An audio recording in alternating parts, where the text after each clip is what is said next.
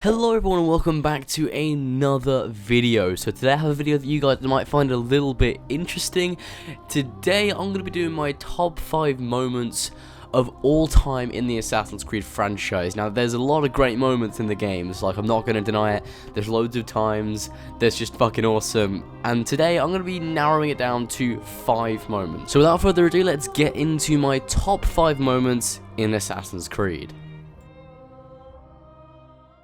So number 5 on this list is Connor's cut speech from Assassin's Creed 3. So if you guys didn't know, which I'd be surprised if you didn't know because a lot of people know about this, it's quite a known thing, but Connor actually was meant to have a speech at the end of Assassin's Creed 3, kind of summed up all the events, everything he did throughout the game as an assassin, and kind of was his reflection on the game as a whole, with his relationship with his mother and father, things that he regretted, things that he believed that he'd done right, and it just kind of makes him seem like a better character. The fact that it was cut is really bad, because it makes it seem like he was a huge naive character to the whole thing and he never learned, whereas the speech is reflection on it and things that he would have done better if he had the chance again, which shows that he grew as a character and probably did some great things as an assassin after the game. Yeah, I think this is a really awesome speech. You can actually find it at the end of the book Forsaken, except it's not as awesome as when Connor's actually saying it and you can hear his voice. It's a huge shame that it was cut, and I'm just gonna let you guys listen to it. Mother, Father, I am sorry. I have failed you both.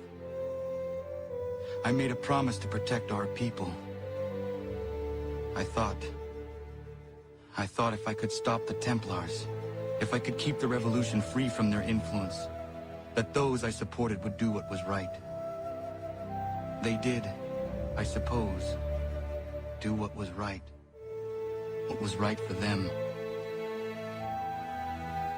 As for you, Father, I thought I might unite us, that we would forget the past and forge a better future. In time, I believed you could be made to see the world as I did, to understand. But it was just a dream.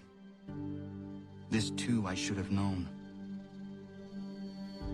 Were we not meant to live in peace then? Is that it? Are we born to argue, to fight?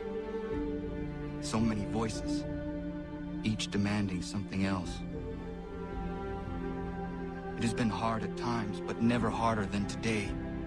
To see all I worked for, perverted, discarded, forgotten. You would say I have described the whole of history, Father. Are you smiling then? Hoping I might speak the words you long to hear? To validate you? To say that all along you were right? I will not. Even now, faced as I am with the truth of your cold words, I refuse, because I believe things can still change. I may never succeed. The assassins may struggle another 1,000 years in vain, but we will not stop. Compromise. That is what everyone has insisted upon. And so I have learned it, but differently than most, I think.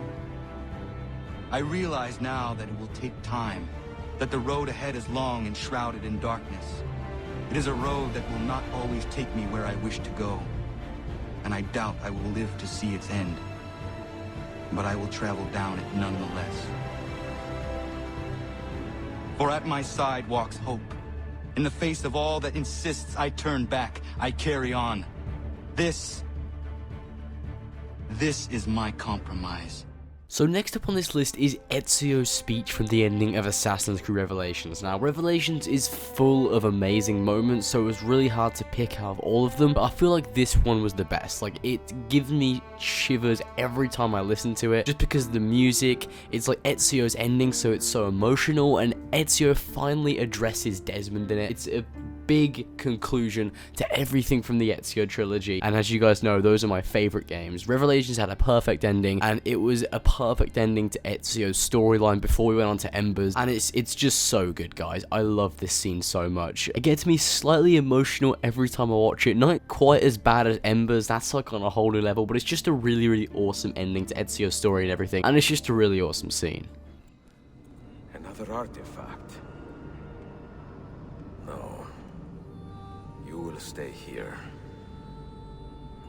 I have seen enough for one life.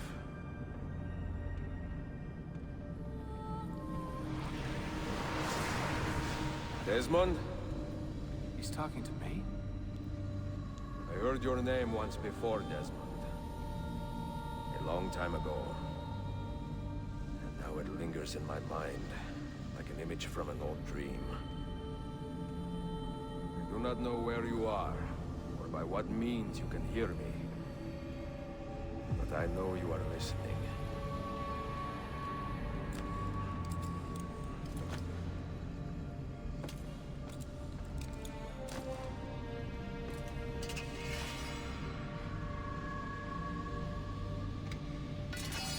I have lived my life as best I could, not knowing its purpose, but drawn forward like a moth to a distant moon. And here at last, I discover a strange truth. And I am only a conduit for a message that eludes my understanding. Who are we, who have been so blessed, to share our stories like this? To speak across centuries. Maybe you will answer all the questions I have asked. Maybe you will be the one to make all this suffering worth something in the end. Now, listen. So number 3 on this list is the introduction to Assassin's Creed 2, in which Federico and Ezio are standing on top of the church after they've just raced and had a nice night, and it's just a really great scene because it shows Ezio and Federico's relationship before everything goes to shit, and it kind of gets you to realize Ezio's pain when his father and brothers actually die, because he's had such a nice life, he's enjoying his time with his brother, and it's all taken from him so soon after it. So it's a really good scene, and it sets up Assassin's Creed 2 perfectly. How they say, you know, it's a good life we lead, may it never change. And it changes completely throughout the course of Assassin's Creed 2, but Ezio learns to live with everything and he becomes a great master assassin, and it's a great starting point for Ezio's journey, and it's always a really iconic scene. The music's awesome, the scenery is awesome, they're standing on top of the church, you can see all over Florence. It's just an all-round great scene, and it sends shivers down my spine every time I watch it. It is a good life we lead, brother. The best.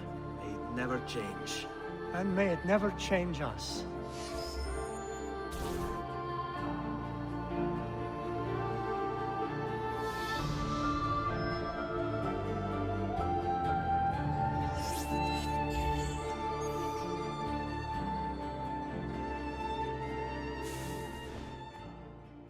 So next up on this list we have Edward's ending from Assassin's Creed 4. Now this scene is just really great. Like, it's so kind of melancholy and quite bittersweet because, you know, you see Edward and it's his final moments in the Caribbean before he goes back to London, you know, with everyone he knows. Got Anne Bonny there, and he kind of looks at the table and there's everyone that was with him on that journey throughout the whole thing, and they're all sitting there as like kind of his remembrance of their character, and it's just a really touching scene, especially with the song in the background, Parting Glass. It's just, it fits so perfectly, and it ends Edward's excitement in the Caribbean as a pirate. It ends it so perfectly, and then the scene ends with him giving his flower to Jenny, his daughter, and it's just a really good scene. You know, there's not ever a time I watch that scene and don't feel some form of emotion. It's a really great scene, and one of the better in the series, definitely. Yeah, overall, there's just a very perfectly fitting conclusion to Assassin's Creed 4 Black Flag, and it really makes you take a step back and look at how far Edward's come as a character, because he's got some great character development, and this scene really does reflect that. You're a good man, Edward. And if you learn to keep settled in one place for more than a week, you'll make a fine father too.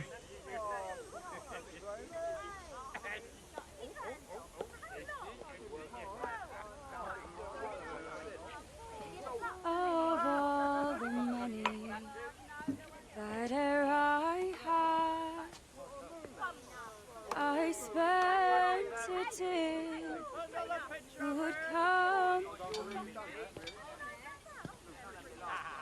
and all the harm that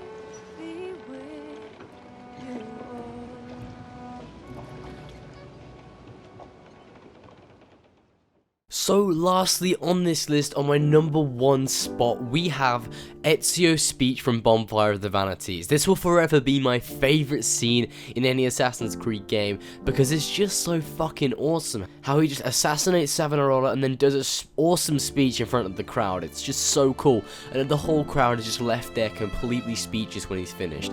It's my favourite scene in an Assassin's Creed ever because it just shows how intelligent and how awesome Ezio is as an assassin mentor, and he's just such a great character. You know, he's so awesome. The scene definitely shows how he's progressed as an assassin from the beginning of the game until now, when he's basically knows everything about the Order. He's got the armor of Altair, you know, he just looks awesome, and he leaves this crowd of people completely speechless. It's such an awesome scene, and the music in the background, Salvation of Forli, is also one of my favourite pieces of music in Assassin's Creed ever. So this awesome scene, paired with the Salvation of Forli music from the Assassin's Creed 2 soundtrack, just makes the scene that much better. It's amazing, guys. Silenzio! Silenzio! 22 years ago, I stood where I stand now, and watched my loved ones die, betrayed by those I had called friends. Vengeance clouded my mind. It would have consumed me, were it not for the wisdom of a few strangers, who taught me to look past my instincts. They never preached answers, but guided me to learn from myself. We don't need anyone to tell us what to do. Not Savonarola, not the Medici. We are free to follow our own path. There are those who will take that freedom from us. Too many of you gladly give it. But it is our ability to choose whatever you think is true that makes us human. There is no book or teacher to give you the answers, to show you the path. Choose your own way. Do not follow me or anyone else.